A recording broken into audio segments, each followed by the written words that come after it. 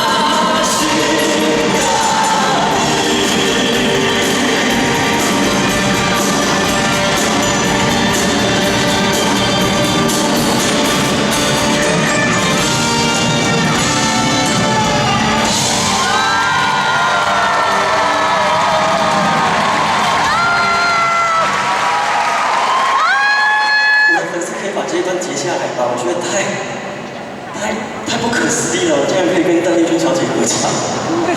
谢谢我们现场所有的工作人员，非常的辛苦。对，来点尖叫声好吗？